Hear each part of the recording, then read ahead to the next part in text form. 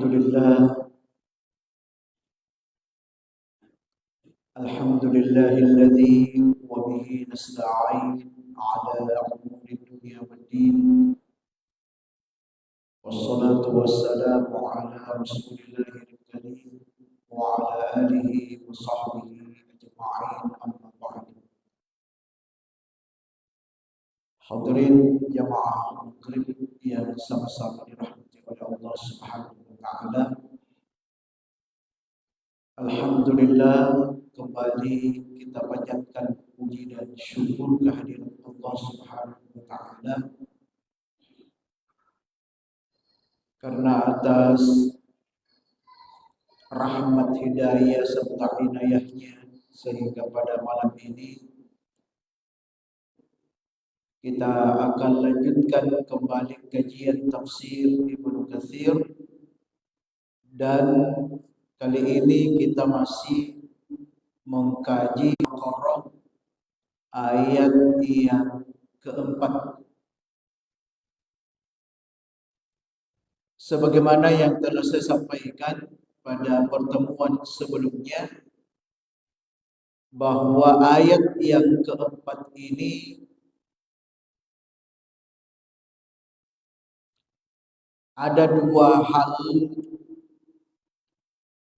tema pokok terkait dengan karakter orang-orang bertakwa. Yang pertama yaitu beriman kepada kitab-kitab yang telah Allah turunkan, yaitu ada 4. Semuanya itu adalah bagi orang yang bertakwa wajib untuk mengimani. Dan alhamdulillah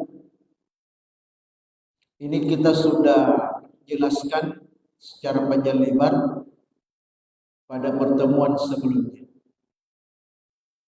Kemudian tema yang kedua dari ayat ini, dan inilah yang kita akan bahas pada kesempatan yang mubarakah ini, yaitu wa bil akhirati hum yuqinun. Beriman atau yakin. Jadi mereka orang-orang bertakwa atau orang-orang beriman itu yakin dengan adanya hari akhirat.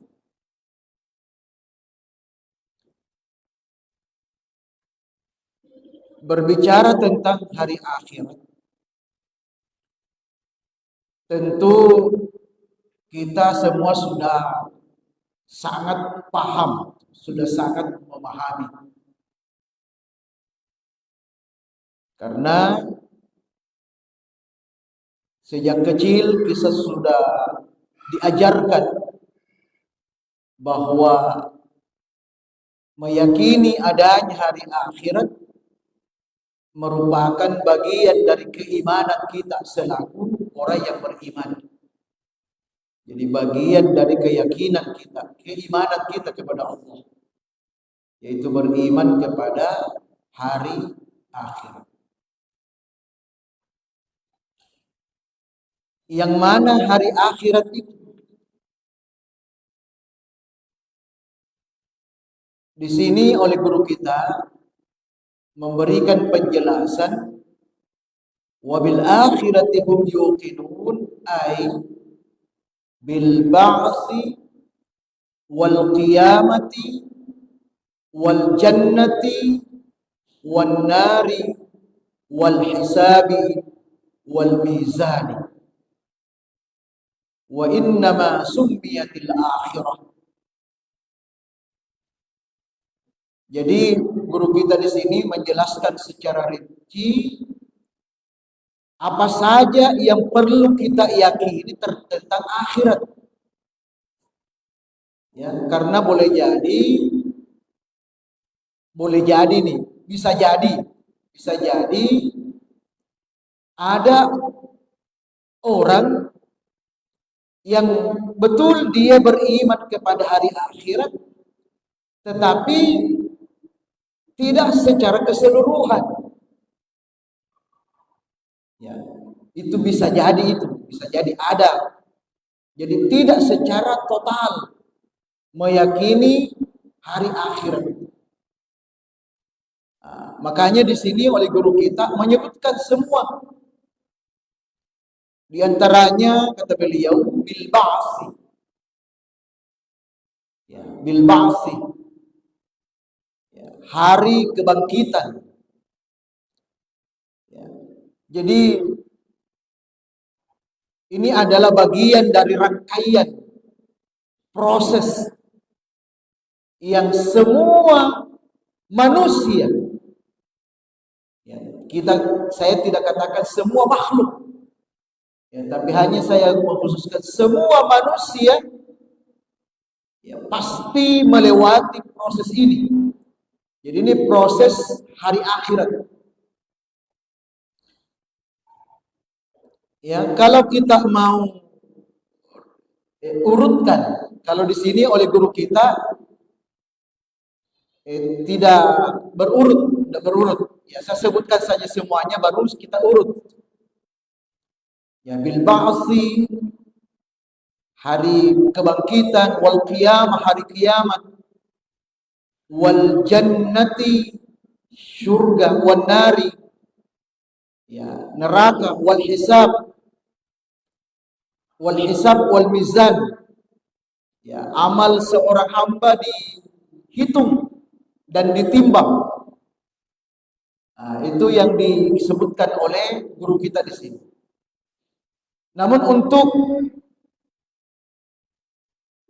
lebih tertibnya proses yang akan terjadi nanti pada hari akhirat,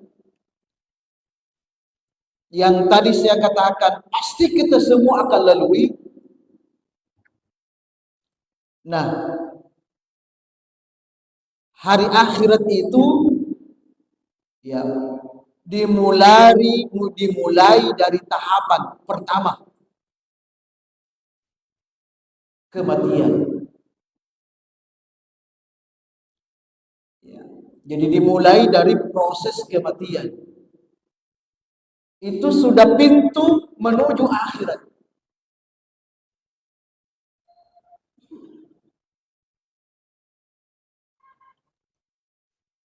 Nah,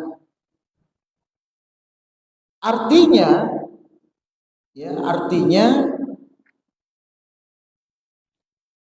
ketika seseorang itu sudah melewati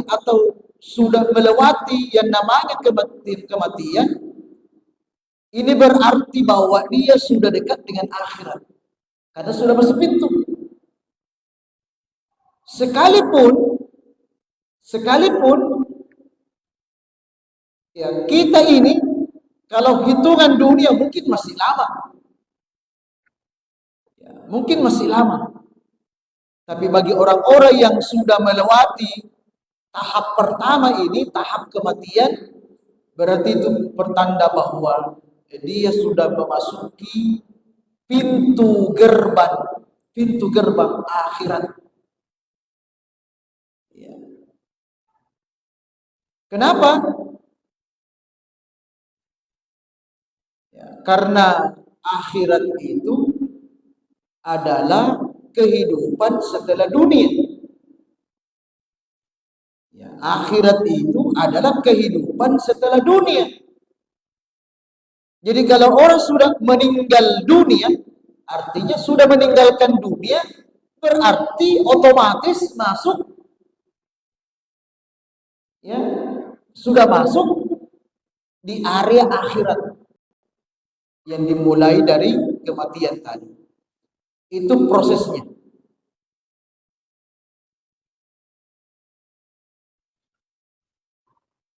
Nah, setelah itu, dan ini semua orang-orang yang beriman, orang-orang yang bertakwa, yukinun. Itu penekanannya. Yukinun, harus yakin semua proses-proses ini bahwa kita ini sebagai manusia pasti akan melewati. Jadi tidak satu pun dari proses-proses ini tidak ada yang luput dari kita, tidak ada. Itu yang harus diyakini. Nah, setelah melalui proses kematian, kematian itu bahasa lainnya kiamat kecil. Ya, itu bahasa lain dari kematian itu kiamat kecil. Artinya bagi yang meninggal itulah kiamatnya. Berarti dia sudah kiamat bagi dirinya. Ya, karena kiamat itu juga bagian dari proses.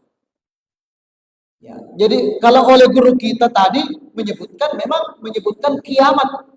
Tapi yang dimaksud kiamat yang disebutkan oleh guru kita di sini Asy-Syaikh Al-Ibnu Katsir di sini memang itu kiamat kubra. Ya, kiamat besar yang diceritakan dalam Al-Qur'an itu. Idza zulzilatil ardu zilzalaha wa akhrajatil ardu asqalaha. Itu kiamat besar itu. Tapi kiamat besar itu memang akan tiba masanya. Ya, akan tiba masanya. Tapi paling tidak bagi kita, kalaupun kita tidak ketemu dengan kiamat besar, maka pasti kita bertemu dengan kiamat kecil. Itulah kematian. Nah, itu tahap pertama. Jadi kematian atau kiamat kecil. Kemudian setelah itu tahap berikutnya. Ya, setelah kita dinyatakan sudah selesai kontrak di dunia, maka tahap selanjutnya kita masuk ke alam barzakh. Ya, kita masuk ke alam kubur. Nah, tadi saya katakan ada orang percaya dengan akhirat secara umum, tetapi ternyata ada juga orang yang tidak percaya dengan alam barzakh, khususnya terkait dengan siksa dan nikmat. Kan ada mungkin pernah kita dengar itu. Ada orang tidak percaya dengan siksa kubur. Ya, ada orang tidak percaya dengan kenikmatan kubur yang sering diungkapkan beberapa riwayat itu. Ya, diceritakan baik berupa siksa maupun berupa kenikmatan. Ada yang tidak percaya. Nah, di sini diingatkan oleh guru kita. Ya, diingatkan bahwa yuqinun wabil akhirati hum yuqinun. Keyakinan ini harus total. Jadi apapun tahapan-tahapan di yaumil akhir, tidak ada pilihan lain. Ya, harga mati kita harus yakin semuanya. Ya, jadi yang kedua yaitu alam barzakh, atau biasa kita sebut dengan alam kubur. Nah, alam kubur ini disebutkan oleh ulama, ini adalah tempat atau alam atau tempat menunggu. Jadi alam kubur itu atau alam barzakh itu adalah tempat menunggu. Ya, jadi tempat menunggu. Itu alam barzakh atau alam kubur. Apa yang ditunggu? Apa yang ditunggu? Tentu yang ditunggu adalah hari kiamat, hari kebangkitan. Itu yang ditunggu. Nah, bicara tentang menunggu, Ya, mungkin kita pernah merasakan menunggu. Pernah ya? Biasa kita janjian, kemudian kita disuruh menunggu. Nah, biasanya kalau kita janjian dan tepat waktu, tidak ada masalah kita menunggu karena tepat waktu. Tapi ketika misalnya ada seseorang kita sudah janjian, sehingga kita menunggu, tapi ternyata ya orang yang kita sudah buat janji itu tidak tepat waktu, ya, sehingga kita menunggu lama. Jadi menunggu itu kesannya ya seperti itu. Ini di dunia. Mungkin kita menunggu hanya terlambat 15 menit. Ya, tapi hati ini terasa panas. Apalagi menunggu setengah jam. Menunggu 1 jam. Itu baru di dunia. Tapi kita sudah merasa ya lama menunggu. Nah, bagaimana ketika berada di alam kubur? Ketika berada di alam barzakh sebagai tempat menunggu datangnya hari kiamat. Disebutkan oleh ulama, masa menunggu ini bagi setiap orang yang sudah ada di alam barzakh itu beda-beda. Itu beda-beda. Beda-beda mereka rasakan. Ada yang merasakan sangat lama menunggu. Tetapi ada juga merasakan tidak lama. Tidak lama menunggu. Nah, kenapa beda?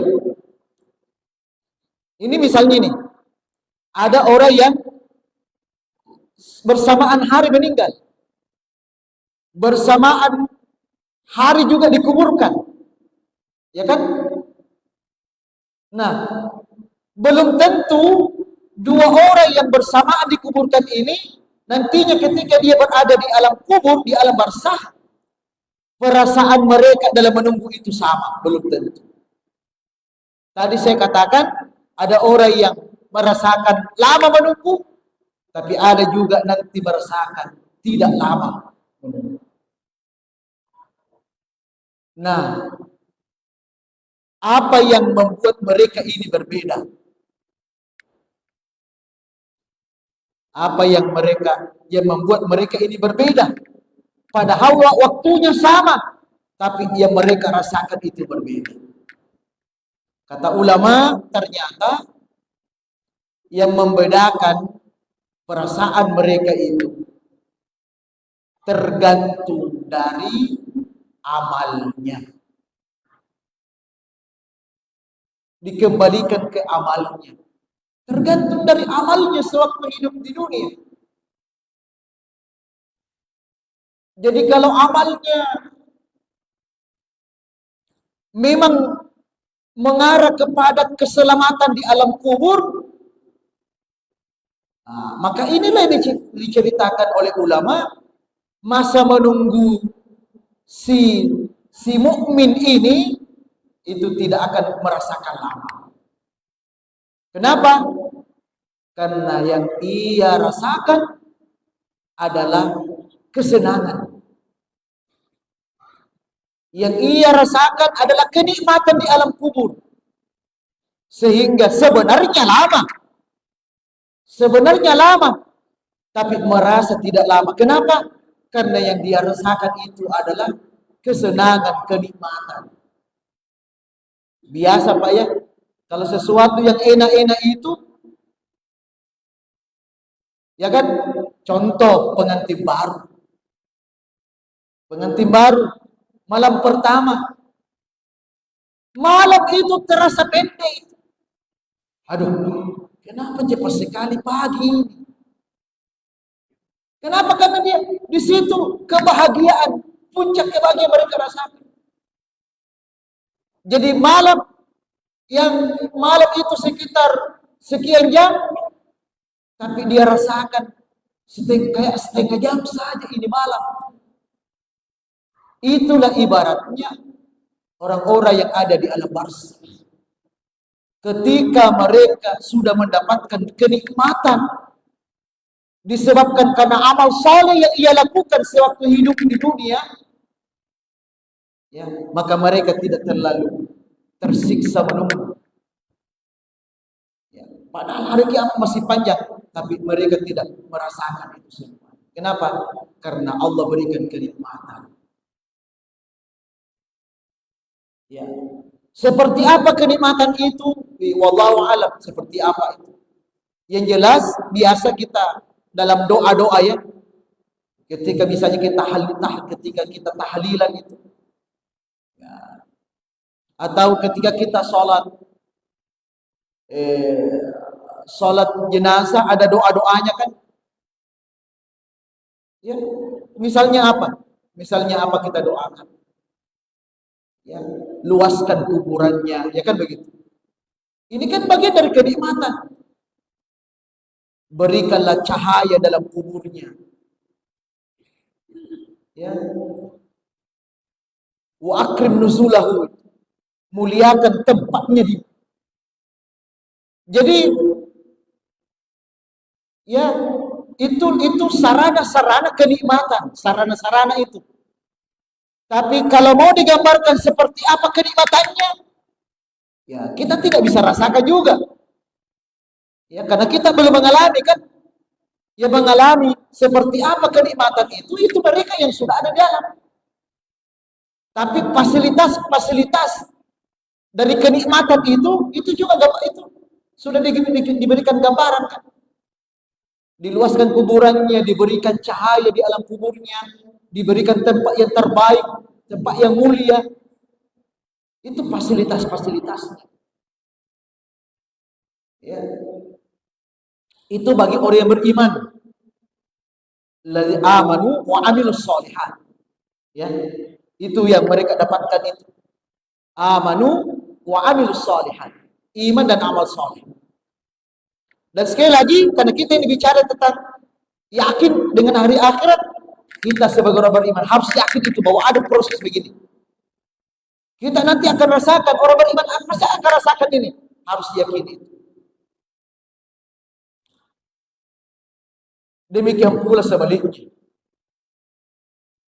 Bagi ahlul barzakh, orang-orang atau ahlul kubur, orang-orang yang ada di alam kubur, orang-orang yang ada di alam barzakh, mereka merasakan sangat lama menunggu. Kenapa mereka sangat lama menunggu? Karena mereka disiksa, diazab. Ya, tidak perlulah disiksa, diazab. Ini ibaratnya saja ini. Ketika kita berada di suatu tempat gelap, kemudian seram, betah tidak?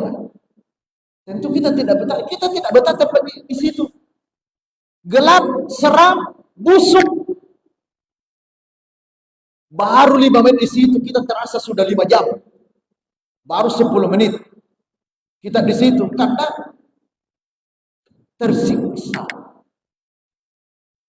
Jadi ternyata yang membuat mereka itu lama merasakan menunggu akibat dari siksaan Allah, azab Allah yang Allah berikan kepada mereka di alam kubur itu.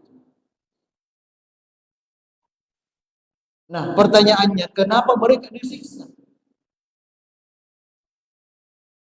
Ya, jawaban singkatnya, karena tidak amanu dan tidak amilus sholihat. Atau dia amanu, dia beriman, dia yakin, dia percaya tetapi tidak amil sholihat, hanya sebatas percaya saja tapi tidak mengamalkan, tidak beramal. Ini semua adalah calon-calon yang akan mendapatkan azab di kubur. Atau lebih spesifik disebutkan dalam hadis, pernah kita singgung ini. Ya, kita pernah singgung hadis ketika Rasulullah Sallallahu Alaihi Wasallam lewat di suatu jalan. Satu jalan, tiba-tiba Rasulullah berhenti dan berkata, di sini ada dua kuburan. Wa ma yu'azzibani fi kabir. Sementara dua kuburan ini sedang disiksa, dapat azab. Nah, inilah dalilnya bahwa di alam kubur itu ada azab. Buktinya Nabi sendiri dengar. Sekarang ini di sekitar ini ada dua kuburan, penghuninya sementara disiksa. Sejak dia masuk di alam kubur ini sampai sekarang masih disiksa. Padahal umur kuburan ini itu sudah puluhan tahun. Kenapa puluhan tahun? Karena sudah hilang bekas kuburan. Sudah tidak ada lagi bekas kuburan di situ. Karena orang sudah dijalani, sudah jadi jalan. Tapi Rasul menunjukkan bahwa ini lokasi ini ada dua kuburan ini. Penghuninya sementara disiksa. Dan kata Nabi, wa ma yu'azzibani fi kabir. Kedua penghuni kuburan ini disiksa bukan karena dosa besar. Ya. Jadi bukan karena dosa besar. Logikanya, bagaimana kalau dosa besar? Ya kan begitu. Bukan berarti kalau dosa besar tidak disiksa. Logikanya, dosa kecil saja disiksa, apalagi dosa besar. Kan begitu. Ya, jadi Nabi hanya menggambarkan ini, penghuninya ini. Bukan dosa besar yang ia lakukan. Masih tergolong dosa kecil ini. Masih kategori dosa kecil ini yang dilakukan oleh ahli kubur ini. Ya. Dan itu penyebab dia disiksa dan pasti masa menunggunya. Pasti lama. Coba dibayangkan pada zaman Nabi sudah 14 abad yang lalu menunggu itu. Nah, apa dosanya? Kita sudah jelaskan pertama, dosanya tidak bagus istinjanya. Kan begitu. Kalau sudah kencing sembarang saja. Harusnya belum. Harusnya masih ada sisa-sisa kencing. Dia sudah berhenti. Itu yang diingatkan. Jangan sampai kita lakukan ini. Ini yang mengundang azab kubur, yang menyebabkan kita lama menunggu. Ya. Dan yang kedua, ini juga masih tergolong dosa kecil, bukan dosa besar kata Nabi. Ya, fahuwa yamshi bin namimah. Ya, kuburan kedua ini penghuninya semasa hidup di dunia suka mengadu domba. Ya, suka adu domba. Yamshi bin namimah. Dia selalu kemana-mana, bukan bikin damai, tapi bikin orang berkelahi. Memang dia kerjanya itu, dia provokator. Nah, hati-hati kita itu. Ya. Ini yang membuat dia tersiksa di alam kubur. Nah, oleh karena itu supaya kita tidak mengalami ini, ya maka hindari dua itu. Hindari dua itu sambil kita banyak berdoa kepada Allah. Ya, banyak berdoa kepada Allah agar dijauhkan dari siksa kubur. Salah satu di antaranya doanya apa Pak? Waktu kita tahiyat kan, min Allahumma inni a'udzubika min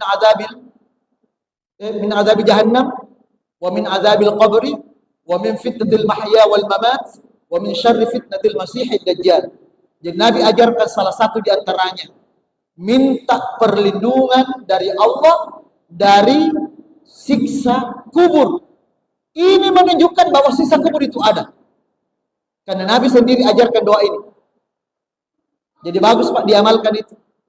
Jadi selesai fil alamina innaka hamidum majid. Sebelum salam masih ada doa tambahan itu, minta 4 perlindungan. Salah satu di antaranya minta berlindung dari siksa kubur. Supaya nanti ketika kita di alam kubur kita merasa nyaman, tidak disiksa. Jadi kalau seandainya kiamat ini nanti 100 tahun baru kiamat, tidak ada masalah. Tidak ada masalah. 100 tahun itu singkat ketika kita dapat kenikmatan dari Allah dan dijauhkan dari azab. Nah, apalagi yang perlu kita amalkan? Setiap malam diusahakan Pak. Setiap malam kita baca surah Al-Mulk. Setiap malam ini. Ya, diusahakan Pak. Diusahakan diamalkan ini surah Al-Mulk, Tabarak. Ya, itu sekali saja. Jadi sebentar ini pulang dari salat Isya, ya istirahat dulu. Ya sudah istirahat, ya kita ambil Al-Quran. Nah, baru kita mengaji lah ini. Ini enggak lama kok ini. Lebih panjang surah Yasin. Itu kayaknya seperduanya ya. Kalau mau enggak pendek kok. Ini enggak cukup 10 menit selesai. Kita baca itu. Ya itu standar. Enggak cukup 10 menit. Apalagi kalau cepat-cepat, 5 menit selesai. Ya, 5 menit selesai. Jadi diusahakan kita amalkan ini. Jadi kita amalkan baca surah Al-Mulk, ya surah Tabarak setiap malam. Jangan lupa. Insya Allah itu juga bisa menjadi perisai, pelindung, pencegah kita dari siksa kubur. Hadirin yang dimuliakan Allah. Kemudian terakhir disebutkan dalam hadis, dalam riwayat, bahwa kuburan itu adalah taman surga, di antara taman-taman surga. Bisa menjadi taman surga. Dan kuburan itu bisa juga menjadi lubang neraka. Ya, yang sangat dalam. Artinya apa? Ketika seseorang di alam kubur, dia sudah mendapatkan tempat seperti di taman surga, maka itu tandanya nanti pada proses akhir dia pasti masuk surga. Tapi ketika dia di alam kubur mendapatkan masuk ke dalam lubang yang sangat dalam sehingga dia tersiksa di dalamnya, maka itu pertanda bahwa dia nanti akan dilemparkan ke dalam neraka. Jadi sebenarnya penentu apakah orang masuk surga atau tidak di alam kubur. Saya kira cukup kajian kita malam ini. Insya Allah ini baru proses kedua. Ya, nanti kita akan lanjutkan proses-proses selanjutnya pada pertemuan yang akan datang. Saya kira demikian. Mudah-mudahan ada manfaatnya dan mari kita bersama-sama menutup kajian kita dengan membaca doa kafaratul majelis. Subhanakallahumma wa bihamdika asyhadu an la ilaha illa anta astaghfiruka wa natubu ilaik. Wallahu a'lam bissawab. Wabillahi taufiq wa da'wati wal irsyad. Wassalamu alaikum warahmatullahi wabarakatuh.